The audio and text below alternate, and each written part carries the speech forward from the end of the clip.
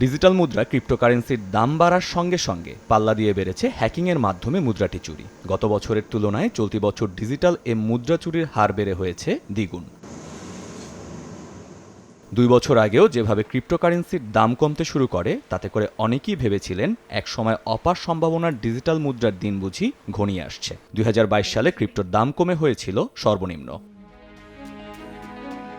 ঘটনার পটভূমি দ্রুত পরিবর্তন হতে শুরু করে ক্রিপ্টোরাজ নামে খ্যাত স্যাম ব্যাংকম্যানের গ্রেফতারের পর থেকে। এরপর দাম বাড়তে বাড়তে চলতি বছর মার্চে এসে একটি বিটকয়েনের দাম দাঁড়ায় প্রায় $74,000, যা এ যাবৎকালে সর্বোচ্চ।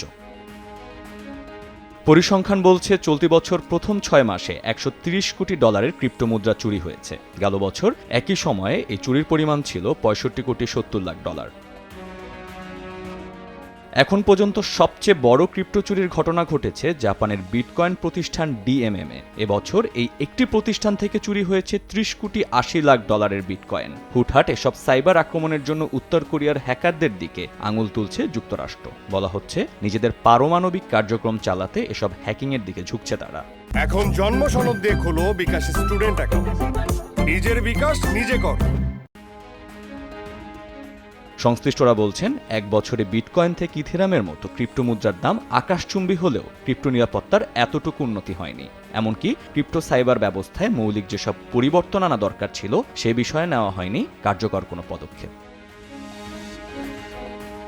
মহির মারুফ, সময় সংবাদ।